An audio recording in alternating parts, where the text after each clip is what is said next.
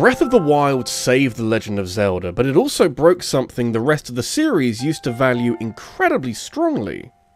And that's the part people are strangely comfortable ignoring. Not because it isn't important, but because the game was so good and so successful that questioning it can almost feel unnecessary. Yes, Breath of the Wild does things differently, but who cares if it's pulling in these kind of numbers? But when you look at what Zelda was before and what it became afterwards, the missing pieces start to matter more than people want to admit. Maybe we should unpack why.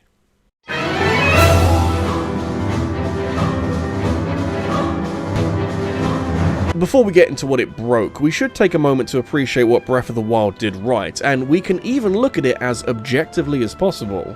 By basically every available metric, Breath of the Wild was a rampant success. It is the best-selling Zelda game ever at 35 million units sold at time of recording, and as a launch title for the Nintendo Switch, it was instrumental in boosting the Switch's sales figures too, at least in the early days.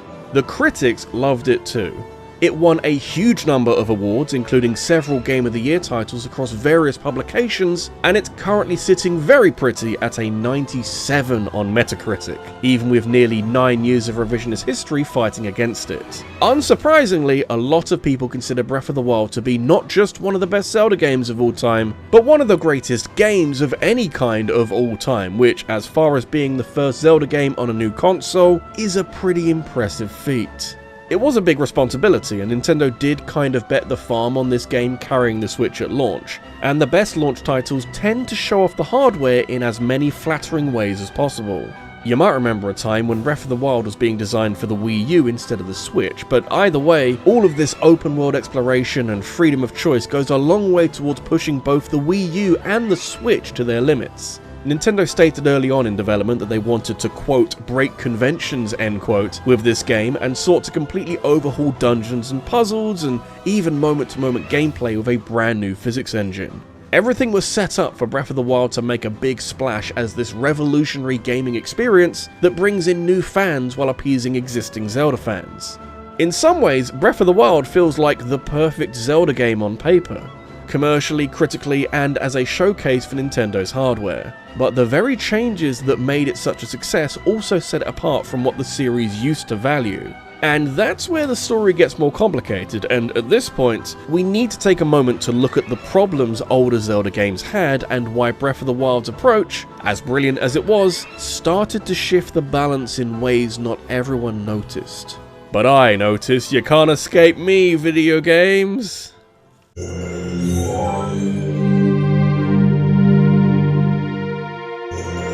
For all of their qualities, and believe me, there were a lot of them, the classic Zelda games had grown predictable over time. You boot up practically any mainline Zelda game made before Breath of the Wild, and there's a very good chance that it will follow the same basic structure as the rest of them. You explore some kind of overworld that leads to dungeons with very clear theming, and each of these dungeons contains an item that lets you solve puzzles or fight enemies specific to this area, and ultimately defeat a boss at the end that can only be made vulnerable by using your new item on a weak spot to expose a weaker spot that you stab with a sword. You repeat this anywhere from 4 to 14 times per game. Did you know Link's Awakening had that many dungeons? Holy cow! And across a couple dozen Zelda games, and you do start to notice the patterns. Personally, I never really minded the repetition. It kind of felt comforting having this formula by which you can set your expectations of each new Zelda game against. You can make closer comparisons between Zelda games based on how well they followed this formula. Besides, not every Zelda followed every exact step of this blueprint, and in fact, having this rigidity to the game design often makes the moments where the formula is abandoned all the more special. Maybe it's a boss found in the overworld like the jousting match against King Bulblin in Twilight Princess, or a dungeon that doesn't give you an item like a lot of the final dungeons in a Zelda game actually. The problems arise in the games that stick to the structure like glue. I know a lot of people love Skyward Sword, but it is a very structured game with a lack of exploration and abundance of railroading, giving you an experience somewhat akin to a guided tour. You are told to go to a specific area and do certain things in the one order that the game will allow. Not only are you often not rewarded for exploration, you're usually not even able to do much exploring in the first place. And considering the 1986 original that this franchise has grown from was all about exploration and forging your own path through a hostile world, this doesn't feel like a game from the same franchise. You can't be restricting a player's ability to explore the world that you've so lovingly crafted for the sake of gating whole chunks of it behind progression, something that Twilight Princess is especially blatantly guilty of. Ah, thanks, you've literally made a bridge disappear behind me. Guess I can't go that way now. Yes, there is a heavy heaping of irony that the most linear Zelda game was immediately followed up by one that promotes exploration and creativity every turn. Maybe that was Nintendo reaching their breaking point with game design? Truthfully, I think that's the best way to look over classic Zelda games. Whether or not you think having something so formulaic was a good or bad idea, it is ultimately game design with risk aversion in mind. You can repeat the same safe patterns over and over again and avoid alienating existing fans. New fans can climb aboard and understand immediately what to expect from the rest of the game they're currently playing and other Zelda games. If you enjoyed Wind Waker, maybe you'll enjoy Ocarina of Time, or Link to the Past, or Link's Awakening, or any other Zelda game. This isn't even a unique idea for a Nintendo franchise. Look how paint-by-numbers Pokemon was for so long. You can choose between one of 3 starter Pokemon. They're either fire, water, or grass type. You often have Pokemon that are replicated in later generations that mimic the kind of progression. So you have an early route normal type and a regional bird in basically every Pokemon game. You collect all 8 gym badges, you defeat some kind of evil team, there's legendaries involved at some point. You tackle the Pokemon League, you become the champion, you collect the Pokemon in the Pokédex, and then you bemoan the lack of post-game. Maybe this is just what mega franchises have to do. Unfortunately, this level of homogenization can lead to stagnation pretty quickly, regardless of the franchise. It becomes a little harder to be excited for a new sequel when you know deep down that it will feel and play an awful lot like every game that came before it. Except now, there's a new gimmick or two. Oh yeah, it's like The Legend of Zelda, but now there's motion controls. Oh yeah, it's like The Legend of Zelda, but you know, now they're doing the Dark World thing again from Link to the Past. Oh yeah, it's like The Legend of Zelda, except everyone's sad and depressed and we're all gonna die. These older Zelda games have a lot of very clever design moments and charm in abundance, but you can feel them struggling against the constraints of historical structure and decades upon decades of expectations. If you played the series for any reasonably long period of time, you play Skyward Sword with thoughts of Ocarina of Time somewhere in your brain. That's just how it is. Nintendo's planned big shakeup of Zelda was to modernize it with Breath of the Wild, and that meant tearing up the old rulebook and functionally starting from scratch. There's no doubt that there's room for innovation here, it just has to land the execution. And we all know how that went.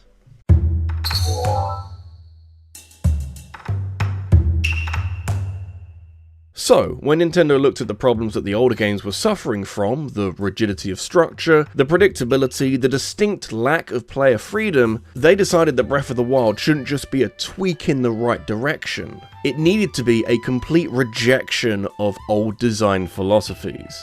This is a game built not from asking what a Zelda game is, but what a Zelda game should be. And interestingly, a lot of inspiration was taken from the original Legend of Zelda. It's really fascinating coming back to this game because you can see what parts Nintendo would have wanted to adapt the most, and how tropes could be scaled up to a massive modern open world game. Nintendo went so far as to create a 2D prototype of Breath of the Wild using the general aesthetic of the original Legend of Zelda, which was sadly never released to the public, but it does a fabulous job of showcasing just how similar these games are from a conceptual standpoint. I first played Zelda 1 having cut my teeth for years on the games that came after it, and I immediately noticed how often I was dying to random enemies instead of all the progress that I thought I should be making. I was bad at this game, and that's because Zelda 1 is a hostile experience with an overworld that doesn't roll over and make concessions to brighten your mood. You have to explore this game to find its secrets, especially the bullshit ones. And so, to move Zelda in a new, more unpredictable era, Nintendo chose to go backwards. Breath of the Wild is achingly beautiful and crafted with such a reverence for open world design and the juxtaposition between different environments, but it's also brutal as anything. I think we're on the wrong side of the town. It will eat you up and spit you out without a second's hesitation as you get to grips with a Zelda game that doesn't give you a happy tutorial village to frolic in while you learn the basic controls. As soon as you're done with that initial money shot on the edge of the cliff, Breath of the Wild basically lets you get on with things. You may wish there were more safeguards in place as you tangle with a bokoblin that has been playing this game for a while now, but it all feeds back into this design philosophy of learning by doing, and more importantly, learning by failing, and for failing to be okay. You are fed fairly slowly into this machine with enemies that are easy enough to understand, and are introduced to new mechanics in relatively controlled environments. The Great Plateau is the transitional part of Breath of the Wild that might be somewhat similar to the Zelda that you know and love, with new features sprinkled throughout, but it's also a lie. It is Breath of the Wild at its most restricted. You are told where to go and what to do, with only a small handful of options for how you get there. It's comparatively tutorial heavy, with new features introduced to you slowly, like each individual rune having its own tutorial shrine and having to wear specific clothes to survive hostile conditions. And don't forget, you have to wait until the very end of the Great Plateau before you get the paraglider, an item that allows you to glide down from tall heights and avoid damage, and allows you to experience Breath of the Wild in all its unrestricted glory. It takes a little while for this game to show you just how much freedom you've got, and by the time you get here, you should know how most of the game's mechanics work. Landing in mainline Hyrule is the watershed moment for this game, and where a lot of the previous ideas are scaled up tenfold. You've overcome one of the very few gates blocking your ability to explore, and now, Breath of the Wild asks you an incredibly powerful and yet equally as simple question. Where do you want to go? This franchise has spent decades upon decades telling you where to go and what must be done right this very second. So this beat, where the game basically says, go do what you want now, is honestly a little overwhelming. Especially when you see the Great Plateau on a map when compared to all this unexplored space. This is where you realise just how much there is to do in this game, and yeah, you can head towards Death Mountain or whatever that is in the distance, but that's still very far away. The linearity and over-guidance of older games is dead and buried in the ground, and has been replaced by a shocking abundance of player choice in not just where you go, but what you do when you get there. The other big shift with Breath of the Wild was how it handled items, and hey, this has nothing to do with weapon durability. I'm not talking about it, I'm not doing it! Alright, maybe later, we'll see how I feel. You can trace it back from the decision to not have a handful of traditional dungeons, and instead have 120 smaller Sheikah shrines, which obviously can't all reward you with new weapons and items. So the standard gameplay loop of exploring a dungeon and solving puzzles with a new item and then defeating a boss, it's all been smashed apart and replaced by Breath of the Wild's runes, which are hugely different for 3 reasons.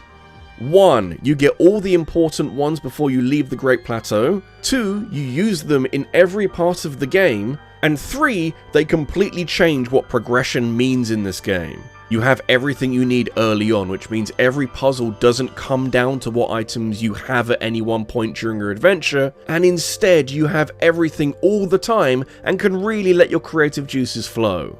Breath of the Wild's physics engine is brilliantly designed to allow you to take advantage of gravity and stored momentum, and how different elements mash together. Some materials are magnetic, some float in water, some are flammable, and some have their own uniquely crazy qualities that really stretch how creative you can be with the same handful of runes. Puzzles are less telegraphed by their environment, so everything is on the table all the time, which is a far better way of having a player solve puzzles and enjoy these little victories. Puzzles can now be super creative at any time instead of, oh, you've got a bow now?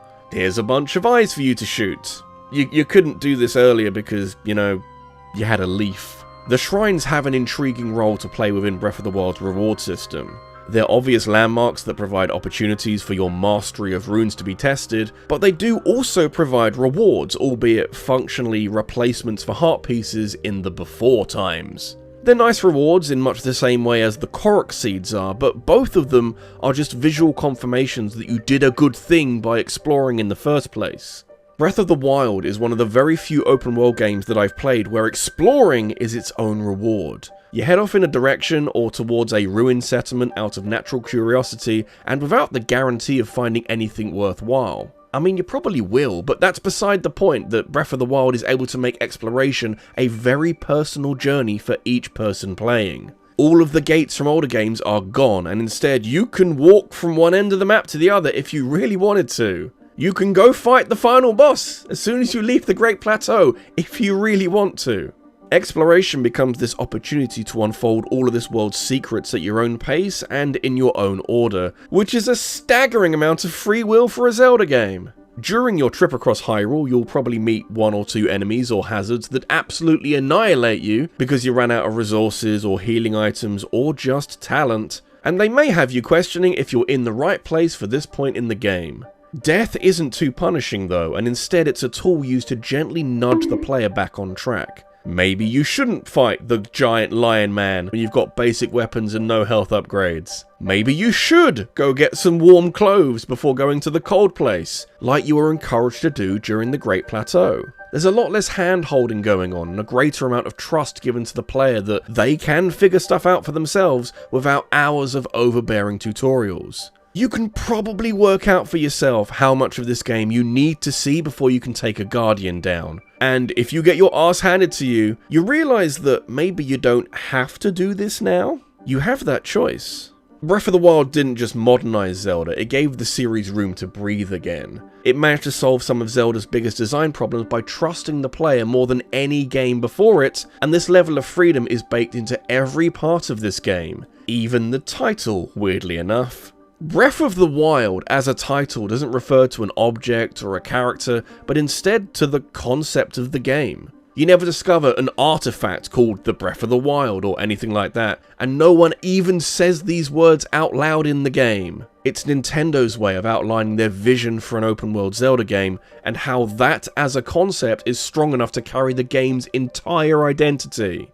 And yeah, it's safe to say at this point that their internal review of Zelda was justified, and the conclusions they came to that led to a game this good were pretty much perfectly on point. Breath of the Wild, both conceptually and practically, worked wonders for this franchise and fixed so many problems. But in solving those problems, Breath of the Wild quietly let some long-standing Zelda pillars fall away.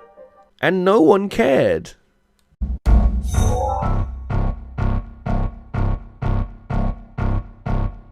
Okay, so here comes the issues. I hesitate to call them issues because so far I've been gassing up this game like I'm a corporate shill and I was paid a king's ransom to do so, but despite how stunningly amazing Breath of the Wild was, it did fall short in a few very specific areas that bother me. That last bit is crucial because the criticisms I have are more to do with its place within the Zelda family and not like about the story or why do my weapons keep breaking? At least not really, that's not the reason I made this video. Despite its outstanding success across most if not all metrics, there has been some noticeable pushback from corners of the world that aren't completely convinced by everything that Breath of the Wild tries to be and do. And that makes a lot of sense really, if we've already established that this game is a fairly dramatic shift away from the last 30 years of Zelda games. There's always likely to be some people who won't like all of these changes. Or maybe they just miss some of the things that the older games did really well? I'm still trying to work out if I'm one of those people. This freeform, almost sandbox-like gaming experience might be wonderfully refreshing, but it is a little too open at times. Being able to go anywhere and do anything in any order is really nice and something that the Zelda series has needed again, but it can be very challenging to balance the difficulty. Breath of the Wild front-loads its learning curve after the Great Plateau with a tricky period right at the start, where you will probably die a load of times, and I get that the idea is that you learn by failing, but it can be quite discouraging if you don't fall in love with the world right away. Yes, the world is hostile and that gives it character and poses a challenge for you to overcome, but no one wants to be dying every 5 minutes. Or you could be like me and see the 4 divine beasts that you need to visit and decide to go to the desert first for some reason. I don't know why I did that. You see, while Breath of the Wild lets you do anything in any order, there is an unspoken correct order that the game seems to be better balanced around, and going off to fight the big camel in the Gerudo Desert is definitely more of a late game thing to do.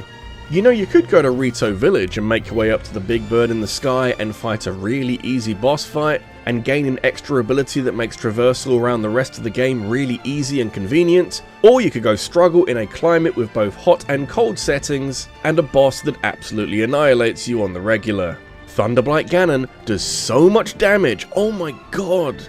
Older Zelda games were designed with one path through the game in mind, which can be a little linear and is obviously not quite as replayable as Breath of the Wild's near infinite possibilities, but when you have a consistent route through a game, you can design the game's difficulty to increase more steadily.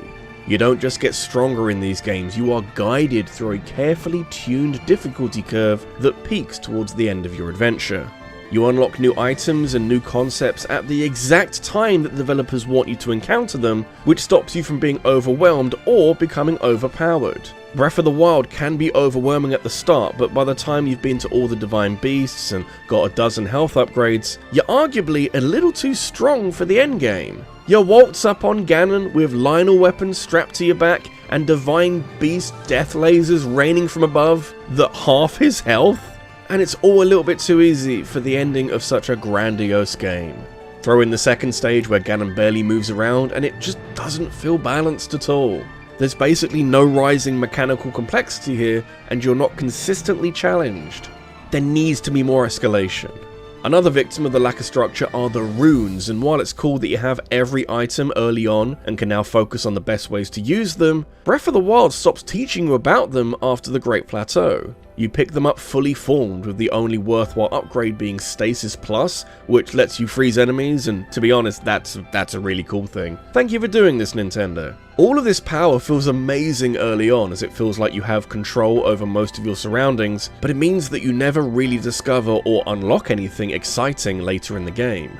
The only things worth finding other than armor is like the Master Sword and the Hylian Shield, I guess, but they're not really items, they're just combat tools. They don't really let you do anything new, you just do them a little bit better or more consistently. Compare this to the prehistoric Zelda games where you might fight the first main boss with maybe, 5 items total? Maybe even less when you think about what items are actually usable in combat. An empty bottle isn't going to help against this big flower, for example. Much like the difficulty, traditional Zelda games introduce new items gradually, and yes, somewhat predictably, but there's some excitement to that predictability. You enter a new dungeon and you try to work out what the new item could be, and then get mad confused when Link lifts a Beyblade out of an item chest. What the fuck? They're not always amazing, and sometimes they get really situational, like the 5 seconds you use the Dominion Rod for, but they're designed to reinforce previous ideas that the game has taught you. You may have started with a slingshot with limited range in Ocarina of Time, but 7 years later you get a bow that travels in a more reliable path, compounding on skills you learned from earlier in the game. Majora's Mask is fascinating because the item you get from dungeon to dungeon is just different flavoured arrows. Like, the actual dungeon item from each of the 4 dungeons has everything to do with arrows, which is introduced in the first dungeon, and then every dungeon afterwards just has a different usability for that one item. Which again, just builds on the knowledge of that item, so you feel like you're learning new things and are able to do new things as you progress through the game. Not to mention that getting new items often recontextualizes other parts of the game that you may not have noticed before. Yeah, it can be annoying finding something in the game that you can't interact with yet, but you are rewarded for filing this area in your brain so you can come back later. It's not backtracking so much as it's optional non-linearity, and it can be very satisfying strutting through the latter stages armed to the teeth with awesome items. Since Breath of the Wild doesn't actually give you any new items from its shrines and divine beasts, you have to learn to be happy with the same 6 runes. Oh, sorry, 7 runes. I forgot about the motorbike. The divine beasts have more problems with them, to be honest. It's an outstanding concept, really. The idea of a mobile dungeon that you can manipulate the structure of from the inside is incredible, let alone how each divine beast is actually mobile while you're in there, like if Jabu Jabu was still swimming around while you're in his belly. It's a striking, unique visual identity for Breath of the Wild, but from one divine beast to the next, The aesthetics are just too shared for my liking.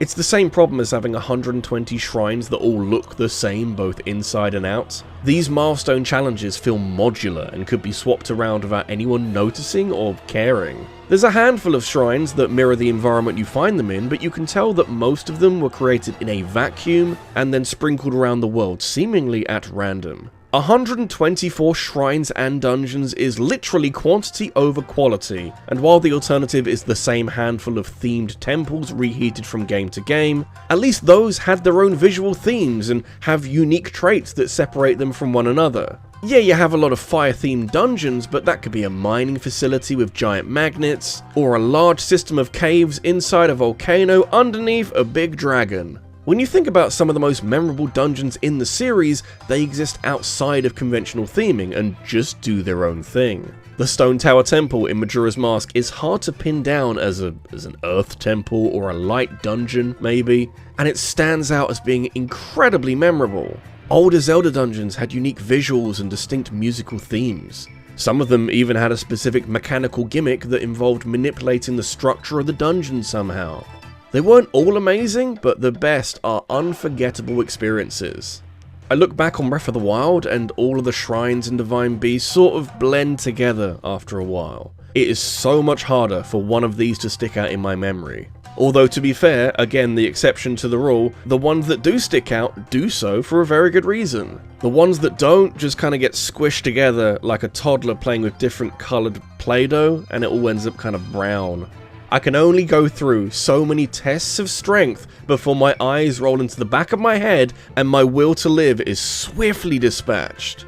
I haven't talked much about Breath of the Wild's story, and that's because for the most part it is able to keep pace with Zelda's historical identity. Link is here, Zelda is here, Ganon is sort of here if a bit cloudy, and you've got most of the same races that you'd expect to see in a standard Zelda game. That part of the identity is here, and adapted really nicely in fact. What's interesting is the role that the story plays in Breath of the Wild and how it meshes with all this lovely freedom you have now.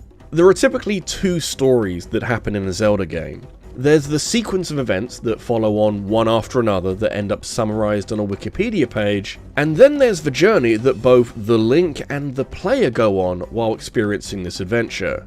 Link often starts the game disconnected from the world, sleeping his days away in a distant corner of Hyrule, before he is thrust into direct conflict with this impossibly overwhelming force that he has no hope of defeating. Through hours of dungeon crawling and monster slaying, he hones his skills and slowly gains the experience and expertise to take down this unstoppable force at the end. You as a player gain the same experience so that you can one day defeat the final boss and complete Link's growth as a character. All of these new items and mechanics help to symbolize the narrative progress and help to mark chapters within the story. My personal internal ranking of the best Zelda games has got muddled since Breath of the Wild and Tears of the Kingdom came out, but I really struggle to shake off how much I love Wind Waker, and I don't know if that's from the nostalgia talking or, the fact that I want to feel what that game made me feel when I was 7 years old, but the dynamics on play between Wind Waker and Breath of the Wild could not be more different. If you look at Link at the start of Wind Waker compared to where he is at the end of that game, the growth that little tiny boy has gone on in the last 40 hours is staggering, honestly.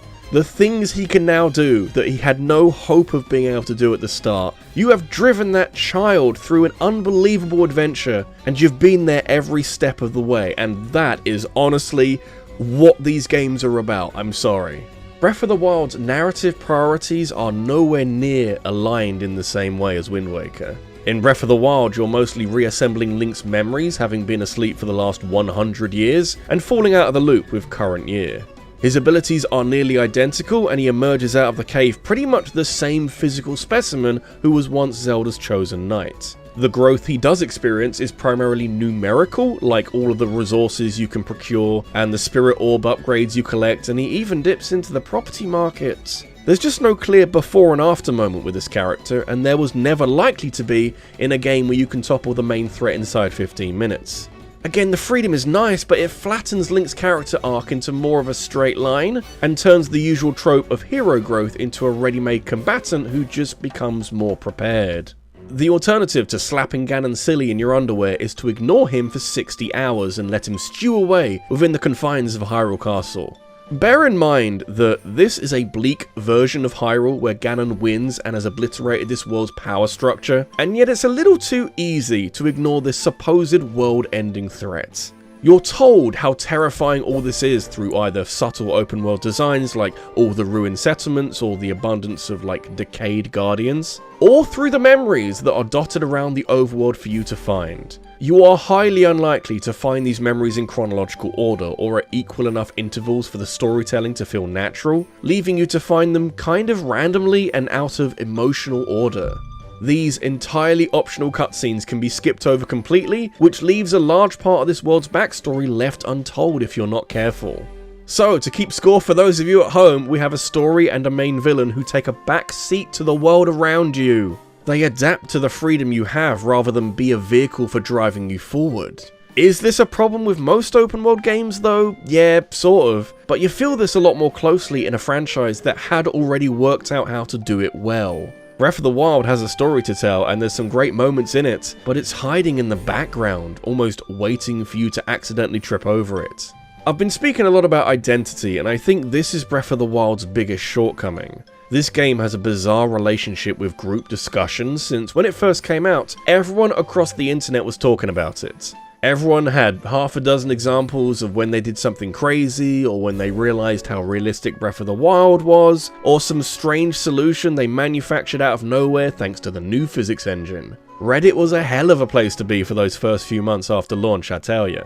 Here's the thing though, and maybe this will be a little bit hard to explain, but I'll give it a go. In having near infinite combinations to how your adventure can go, Breath of the Wild has very few shared memories between players. That sounds wild, because we've probably all parried a Guardian's laser back, or grown frustrated when your favourite weapon runs out of durability and explodes, or gasped at the money shot on the cliff, but it goes so much deeper than that.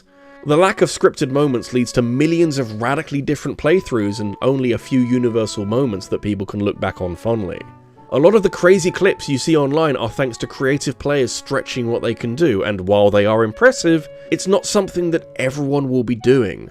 Breath of the Wild is a Zelda game that is harder to talk about in common terms, and while the freedom makes every journey personal, it's not much of a communal experience. Everyone will have their own highlights, and it will usually be something that they have done themselves, rather than a moment that was curated by the developers to happen at a specific time. In giving every player their own path, Breath of the Wild quietly took away Zelda's sense of a shared adventure, and with it, the franchise's narrative weight. It's a wonderful sandbox, but it is a confused Zelda game.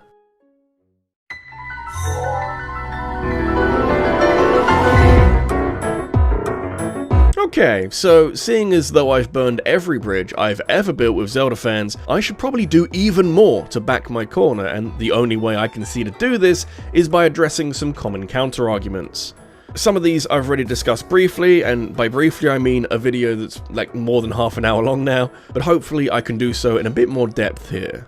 There's definitely an argument to be made that older Zelda games became too bogged down with their formula. The way all the dungeons, items, and bosses played off of each other was predictable, and in being so open, Breath of the Wild managed to save the series from irrelevance and/or a slow death. I think it's quite obvious that something had to change with classic Zelda, as it was struggling to stay afloat in a sea of innovative new ideas, and there's loads of other franchises out there that underwent dramatic, successful transformations, but it needed a tweak in the right direction instead of a complete rethink.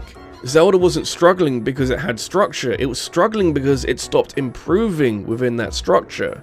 Ocarina of Time had an idea, and then all the other games just kinda copied it, and there were a few improvements here and there, but nothing universal. By the time you get to Skyward Sword, you feel the lack of improvement over the years. You can have evolution without completely abandoning the core loop of a franchise. Fixing fatigue doesn't need you to remove the spine, unless you're a terrible doctor. You could also say that more freedom in game design almost automatically means more creativity and, therefore, more fun. Ergo, Breath of the Wild is fundamentally more fun.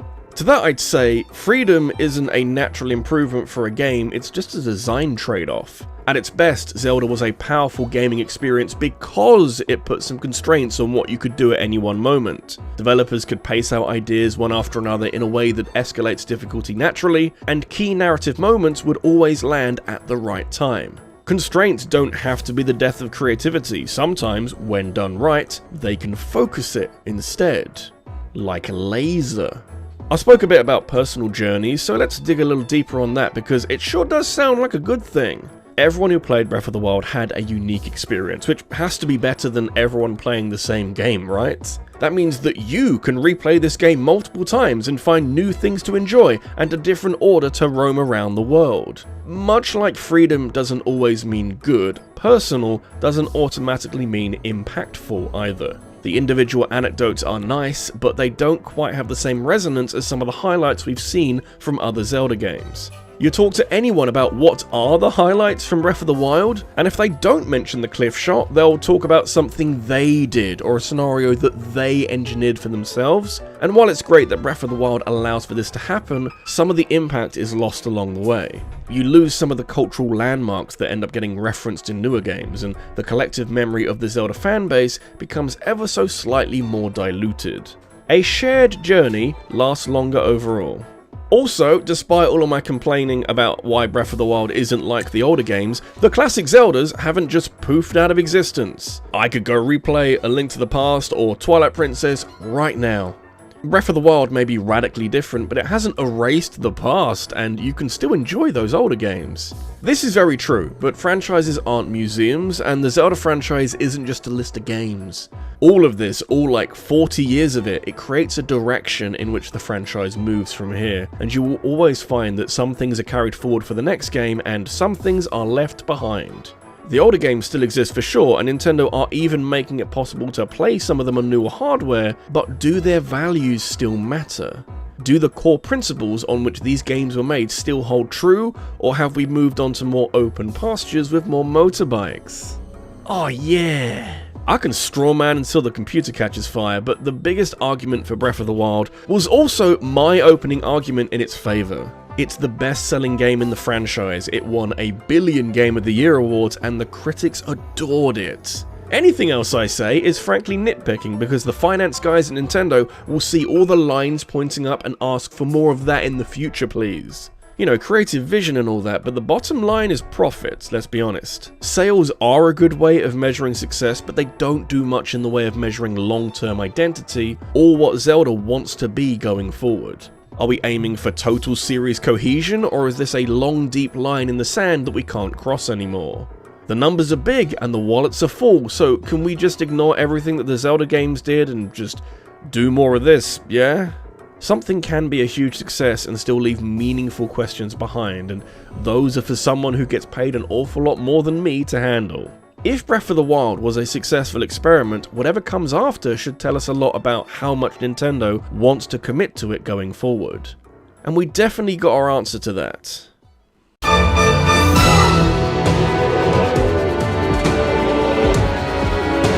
Nintendo let the dust settle for 2 years before they did something virtually unprecedented. There have been direct sequels to Zelda games before, but usually they change something big about the structure or how the world looks. They also churned out just a couple of years after the original. Ocarina of Time released a huge critical and commercial success in 1998, which led to Majora's Mask taking 2 years to pivot away from traditional Zelda and reuse a lot of the same assets to tell a darker, more confined story. Phantom Hourglass did pretty well on the DS as a game where you control everything on the touchscreen, and so a sequel came out 2 years later where everything is trains. Genuine sequels are rare in Zelda, and if you get anything close, there's usually some big changes made. However, Breath of the Wild was so successful and made so much money, and to be honest, had so much work put into its world and its systems that a sequel was not just likely, but kind of demanded. It makes a lot of logistical sense too. If you're out here breaking conventions and tearing up rulebooks, you kinda want to see more than one game come out of this whole process.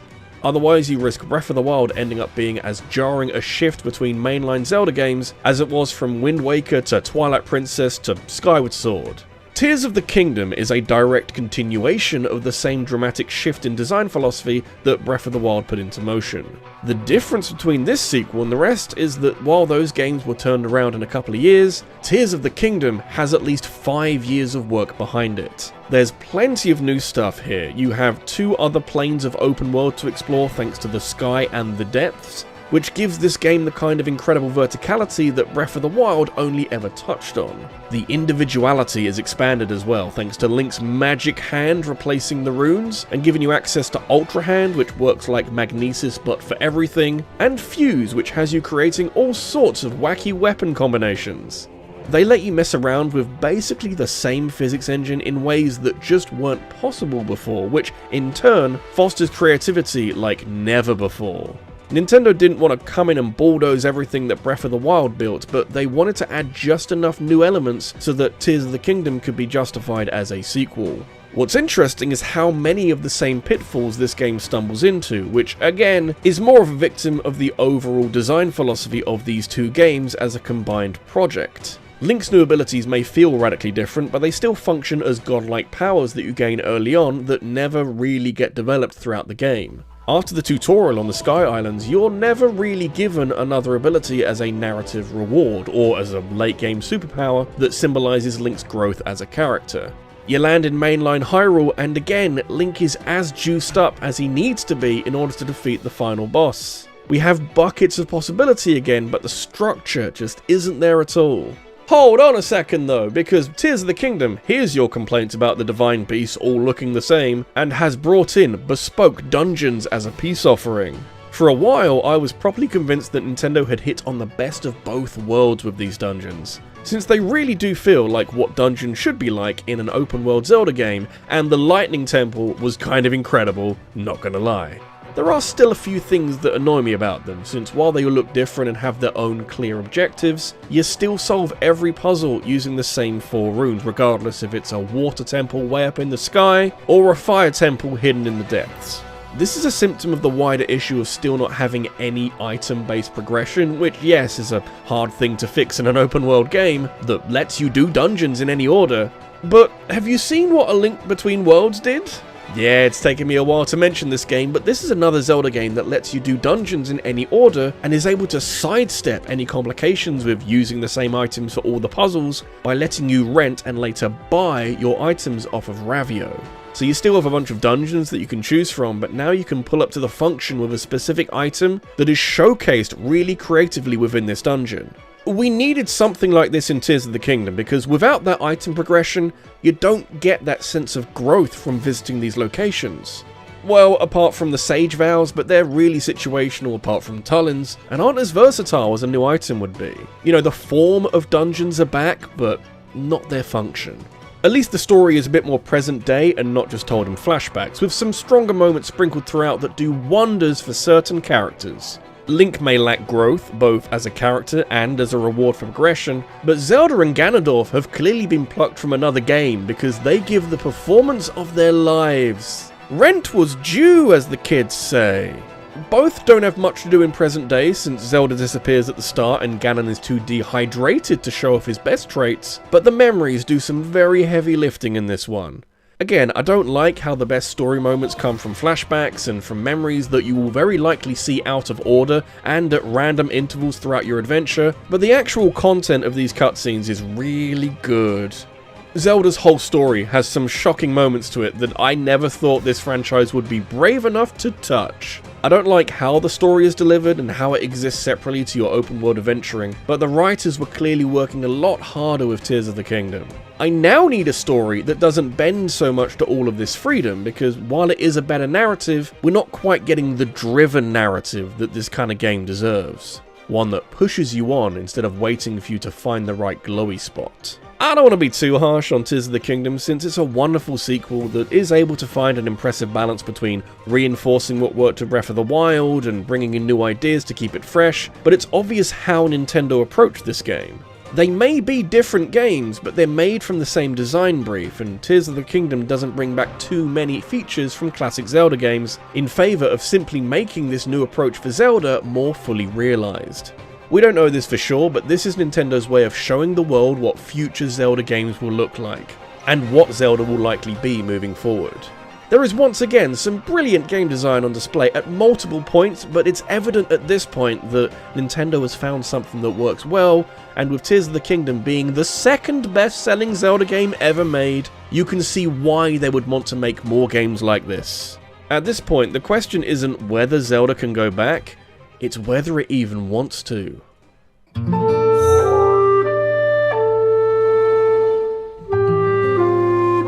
As we stand here after picking apart two of the best games ever made, I can't help but turn my thoughts to the future of this proud franchise and wonder what to expect next. With all we know and have observed, it's safe to say that Breath of the Wild and Tears of the Kingdom can't be considered experimental anymore, and will more than likely become the precedent going forward. Nintendo have redefined what Zelda means in 2026, and once a series does that successfully, going backwards stops looking like a creative choice and starts looking like a completely unnecessary risk. A return to classic linear Zelda is extremely unlikely, regardless of how many fans may want it or how nostalgic some people are for older games. What's interesting to me, as a long-time adoring fan of these games, is that despite all of the success, this open world formula clearly has room for improvement.